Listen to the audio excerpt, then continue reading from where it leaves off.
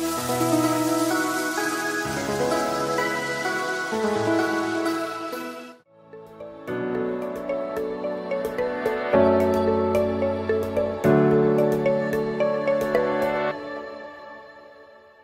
Jemaat Tuhan, senang sekali boleh berjumpa kembali dalam Renungan Kingdom Devotion hari ini.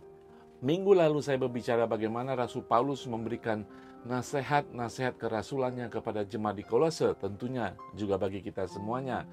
Rasul Paulus menginginkan setiap jemaat yang sudah dipenuhi dengan kuasa Roh Kudus, kita dipenuhi dengan hikmat untuk menghadapi orang-orang di luar. Dari apa yang kita katakan, kita lakukan, dari gerak-gerik kita penuh dengan hikmat Tuhan.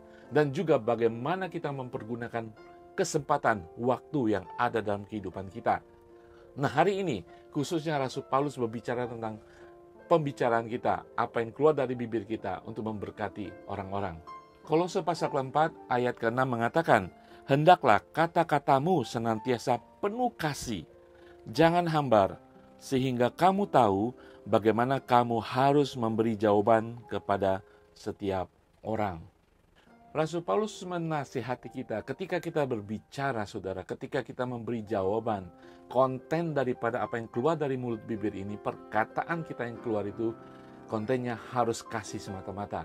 Saudara, memang kasih selalu dalam wujud perbuatan, tetapi hari ini Rasul Paulus mengingatkan kita ketika kita berbicara, berkomunikasi, bahkan mungkin pada zaman modern ini, komunikasi melalui sosial media, kontennya harus merupakan kasih, bahkan dikatakan penuh kasih.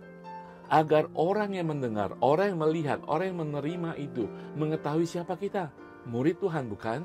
Nah, kita yang sudah dipenuhi dengan kebenaran, kita sudah menerima pengajaran kebenaran, kasih Tuhan. Apa yang keluar dari mulut bibir kita harus penuh dengan kasih. Dikatakan jangan hambar, harus ada isinya, harus bobotnya. Dari sudut manapun, karena penuh kasih, orang akan melihat itu adalah kasih. Dan buktinya, selalu akan ada bukti ketika kita membicarakan kasih Tuhan. Orang akan merasa dihibur dengan kasih Tuhan. Orang akan merasa bebannya sedikit ringan. Orang akan merasa, oh, saya harus berbicara kepada orang ini, karena orang ini ketika dia berbicara penuh kasih. Bahkan kepada orang belum percaya sekalipun. Saya percaya saudara atau banyak teman, banyak orang datang kepada saudara karena apa yang saudara ucapkan. Itu membuktikan saudara, apa yang saudara keluarkan dari mulut saudara merupakan garam yang akan memberkati orang. Garam kasih karunia. Dalam Efesus 4 ayat 29 menjelaskan, jangan ada perkataan kotor keluar dari mulutmu, tetapi pakailah perkataan yang baik untuk membangun di mana perlu, supaya mereka yang mendengarkannya beroleh kasih karunia. Kasih karunia. Saudara, ketika ada kesempatan kita harus memberikan jawaban kepada siapapun dalam kehidupan kita.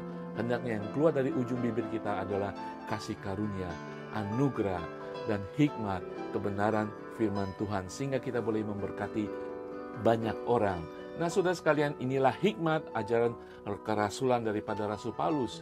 Di dalam kitab Amsal mengatakan, mulut orang benar mengeluarkan hikmat.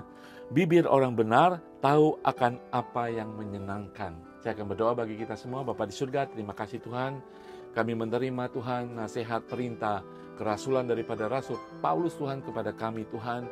Untuk kami menjaga hidup kami Tuhan. Tidak hati kami, pikiran kami, tetapi apa yang keluar dari mulut bibir kami, perkataan ini Tuhan. Untuk memberkati, untuk memberikan kekuatan, untuk memberikan jalan keluar, yaitu hikmat, kasih dari surga, selalu ada dalam bibir kami Tuhan. Di dalam nama Tuhan Yesus kiranya memberkati setiap umat-Mu mulai hari ini Tuhan, agar mulut bibir kami selalu memuliakan nama-Mu di dalam nama Tuhan Yesus. Haleluya.